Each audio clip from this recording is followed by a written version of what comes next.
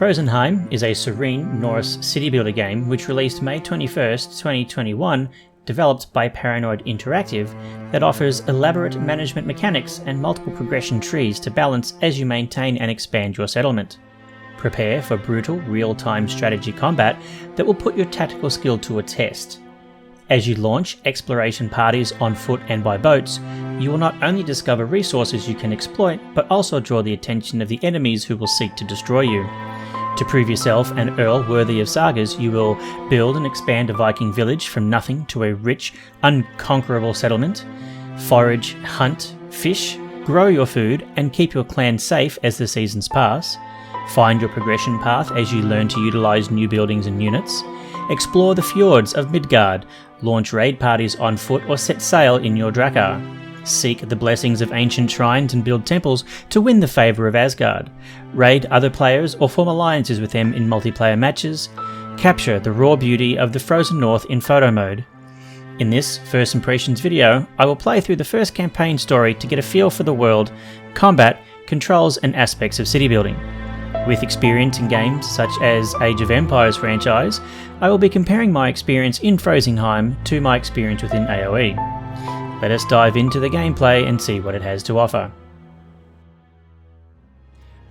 Display, so single player, campaign, skirmish, survival, city building. Okay, we'll go campaign, see what it wants us to do. So, fall. Right.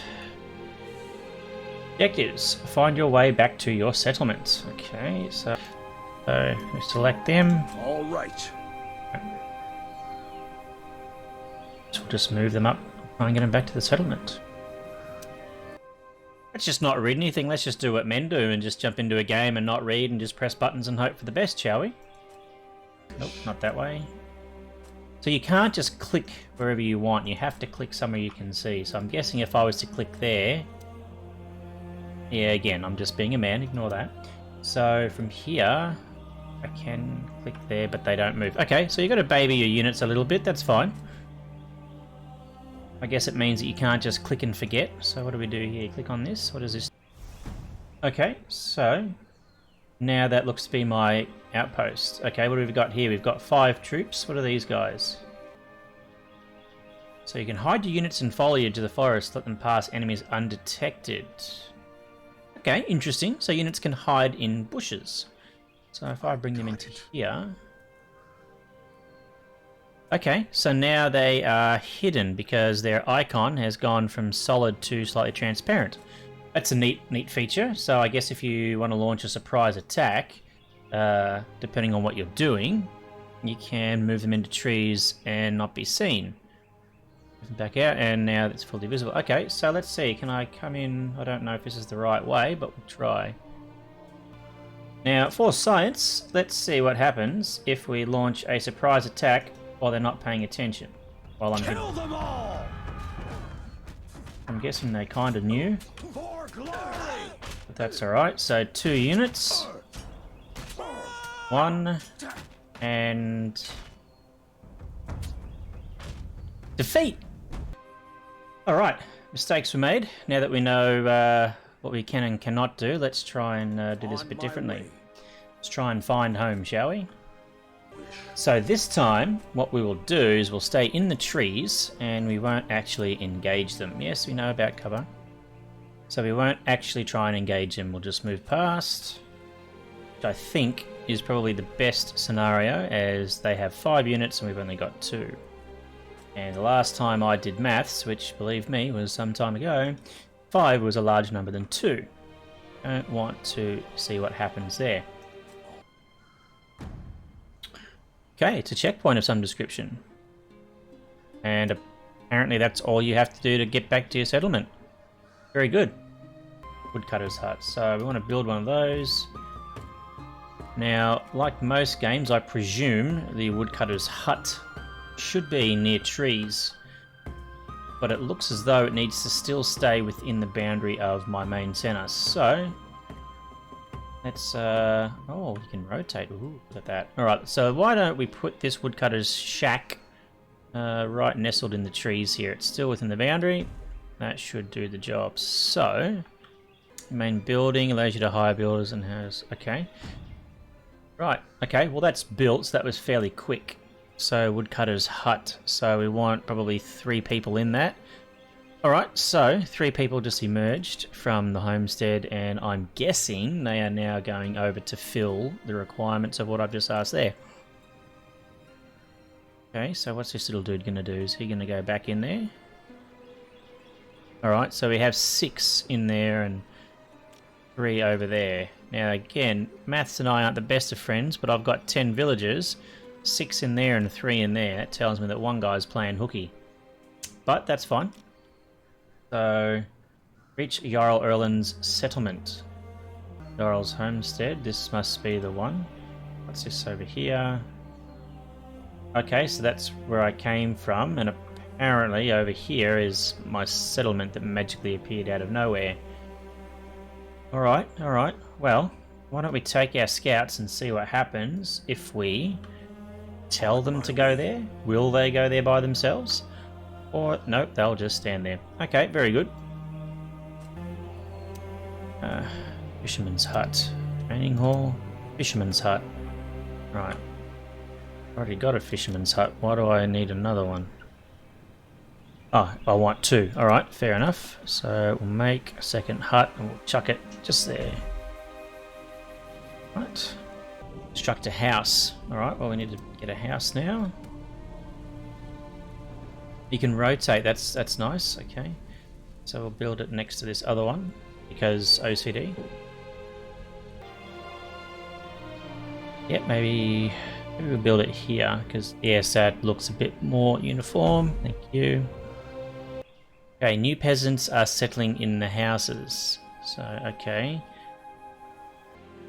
Now while that's building, let's start getting these scouts walking a little bit, shall we? Alright, scouts move fairly quickly. And they send out an eagle that uncovers part of the unseen... Oh, hello. So, let's see. So, if I just do this...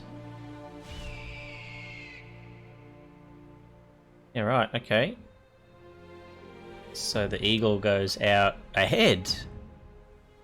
Alright, interesting. Interesting mechanic. An abandoned... village. Concerned villagers. Our village is being raided by bandits who are hiding in the woods. Please help us get rid of them. We will greatly reward the Jarl. Yeah, sure. We'll do our best. Why not? Okay, so recruit axemen. So 1 of 2. So training hall. Got here archer, scout, axeman. Now I'm not going to build an archer only because I was a little bit sneaky and watched another video, and apparently archers, if you're not careful, will actually do friendly fire, will do friendly damage.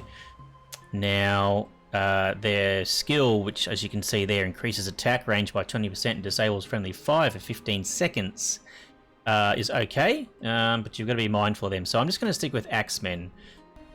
Hunter's hut allows you to recruit hunters who produce food and animal skins. Yep, alright, well that's fine. So why don't we have the little hunter's hut on the outskirts slightly and put him there. Dispose of the bandits. Okay, well look, now that I've got a whole army at my disposal, let's go and see if we can't take care of these bandits. Alright, this would have to be the camp. Oh, they've seen me! Charge! Into battle!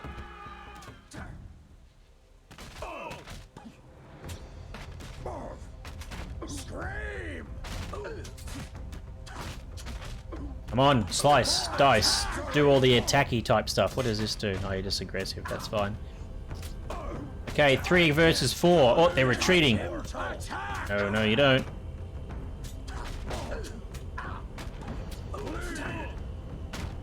This one guy is kind of standing at the back just... Oh, okay. He must have heard me talking about him. Come on, there's only 2 more boys. Get into it. There's 3 of you and only 2 of them. There's 2 of you and 2 of them. Come on, boys. Alright, there's 1 of you and 2 of them?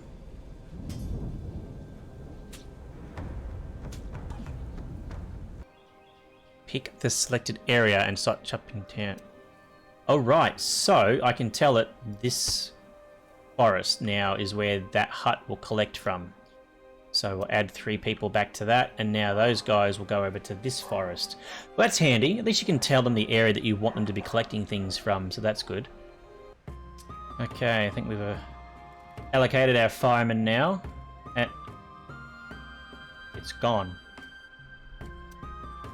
Alright then, well, let's rebuild that house, shall we? Seeing as how ain't none of them had time for that.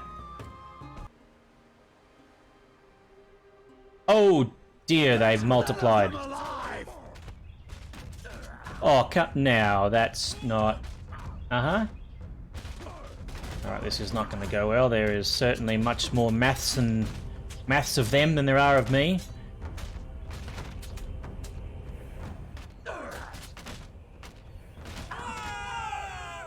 Alright, that's fail number 2. Look, third time lucky. Third time lucky. That's fine. We'll get it done. Okay, so training house. Can we make some more axemen? Yes, we'll make some axemen. So we'll let them cook. Oh yes, so they're doing their thing. Oh, hang on. I see what I'm doing wrong. So there's animals over here. Now the hunters are going out. So you have to tell each individual building where it's getting its resources from, and it will send out the necessary people. Right, okay. These guys still doing their job, or are they idiots? I got deer there. Where are the hunters? Oh, they gone on Smoko. Oh no, there they are. Okay. Whoa. Okay, so my lord, that is one strong individual carrying the whole thing back. Just no fucks given. Okay, good on him. So what'll that? Oh, there's three of them. So usual train. Okay, so we got that right. I think at this point, yeah. Look, just ooh, hello, and you can upgrade the house. Increases housing space by 4. Okay, well that's good. That's another random house. Good. Okay, so you can't upgrade your collection stations, but it looks as though you can upgrade your houses. So what's an upgrade of the house cost? 10 wood, 2 stone. I could probably upgrade them. But let's wait. Let's take these axe dudes, all 15, and let's see if we can complete this task and clear out the bandits.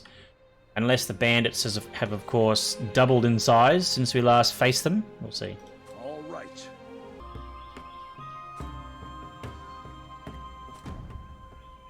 Kill!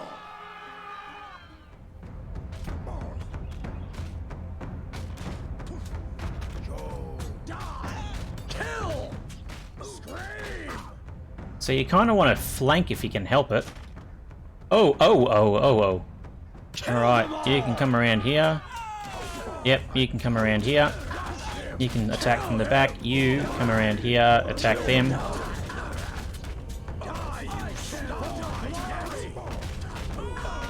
Oh, that's working better. So you really do, if you've got multiple units, you really have to try flanking because they can't actually attack properly.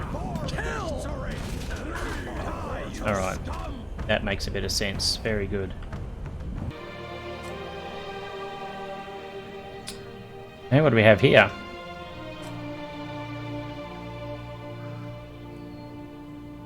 A house of some description, but alright. If it tells me to start attacking. Well, see, doesn't this just look unfriendly? Good, you're here. Now look out, Tara got captured by bandits. We've lost control over the area and we can't transport our supplies safely through the forest. So hang on. Your 6 shield dudes, your pikemen, you've lost control. You need my help. Light up the watchtower on the hill. Okay, so where's the watchtower on the hill? Okay, no band. Oh, hang on. Yes, there they are. Are they coming for me? Yes, they are! Alright, get these guys around here. Start attacking. You. Come around here. Start attacking, and everybody get into berserk mode.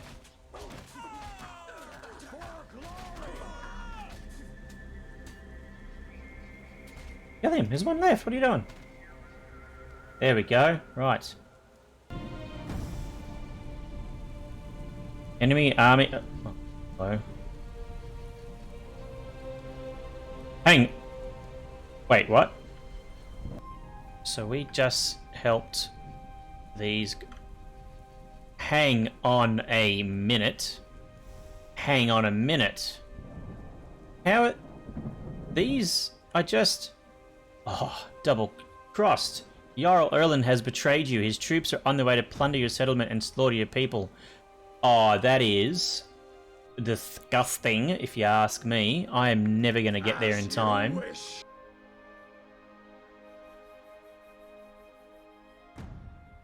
Three of them. Come on, get into it. Fast attack. Flank these guys. That's it. Get into it, boys. You guys, you attack those two. Let these five worry about these guys. No, I said you guys attack them. Stupid Vikings. How do you like that?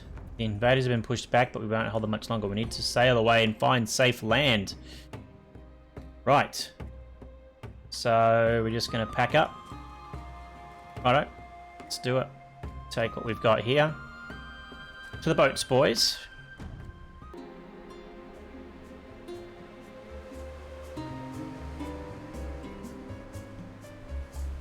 That was the first campaign story.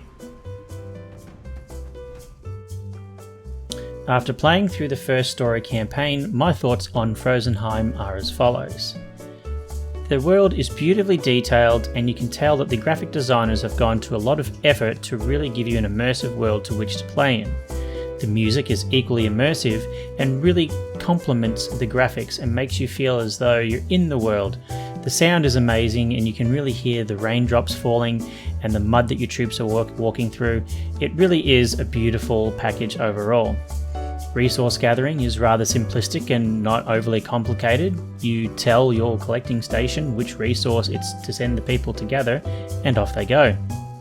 Zooming in on the map to see what your units are doing, to see what they're fighting and how they're positioned is a really nice option that you don't seem to find in games these days of this style. Normally you can only zoom in so far, and usually it's not quite enough. Upgrading buildings with a single click is also a really nice feature. Rather than having to go into a menu and then click on another button, you simply click the arrow above the building and it upgrades instantly. No more waiting, no more frustrations, just click and off you go. Trees seem to grow back after you've harvested them. Now, whether that's as the seasons go or whether it's a set amount of time, I'm unable to say, but it is rather nice to see that the trees will actually grow back, because quite often in games when you're gathering resources, once the trees are depleted, it leaves the world looking empty. In Frozenheim, if you are playing through the seasons, at least the trees will grow back and actually give the world a sense of being alive. Building multiple units in one click is a really nice feature when you're trying to build armies. Gone are the days of having to build individual units one by one and having a row of 15 people ready to go just to have enough of an army to go and assert your dominance. Now, when you build one unit, you'll get a number coming out that is sufficient to launch into battle. The cons that I can list for this game are that units do need their hand held a little bit. You simply can't click on an area and tell a unit to go there, as it may not walk, or it may get lost, or it will even find a group of wolves out in the forest that will start attacking it. So you do need to watch what your unit's doing and make sure they get there safely. Tooltips are lacking a little bit, and where you might want to hover over something and get a bit of an explanation for what to do next or how to continue doing something, it's not quite there, and the ones that are there sort of a little bit obvious. You don't necessarily need those, so I think tooltips could be a little bit more improved, but otherwise they suffice, but you'll see what I mean if you start playing. There is only a small number of building options, and while some people might appreciate this, compared to other games like AoE where you do have multitudes of buildings across the different civilizations, there are only a small handful of options within Frozenheim. Once you've built those options, it's a matter of managing your resources and building your colony without having to worry about unnecessary buildings. The colour of the Fog of War, for me, being white, was probably a little bit too intense. I would have preferred more of a grey or a slightly darker colour just to give a little bit more focus to the world I was looking at. The white just means that your eyes want to wander a little bit and actually look into the white, and it's a little bit overpowering. There's no real tutorial in the game to teach you, hey, build this thing here or build this thing there, or what happens once you've built it or what you need to do once you have built it. So if you have no experience in other games of this style, you may struggle to work things out. Once you figure out you can click a flag and simply tell a particular resource collection node to take trees from here or take trees from there, then it's pretty easy, but you have to work that one out for yourself. Overall, Frozenheim was quite enjoyable. Very easy to learn and didn't take too long to get the idea of how things worked. Armies are easy to build, which means that you're not finding yourself sitting there waiting for hours, waiting to try and build up an army when you need them at the last minute. Town management really isn't too difficult, and the upgrading of buildings is fairly simple, and you don't need to worry too much about having multiple buildings to do things that one building will just do by itself quite well. The world is stunning and the music is absolutely amazing, and it really gives you a sense of detail and thought that have gone into this game, and I have to congratulate the developers because it really is a lovely atmosphere to be in. So do I think you should try this? Absolutely. If you can pick it up on sale, well then that's an even bigger benefit for yourself. Otherwise, I feel that the price that they're asking is probably not too far off the mark. If you enjoy these sorts of games, I believe you are to get many hours of enjoyment out of this game. And if you haven't played games of this style before, I think it will be a quite nice addition to your library, and certainly one that you can enjoy. Thank you very much for watching this video.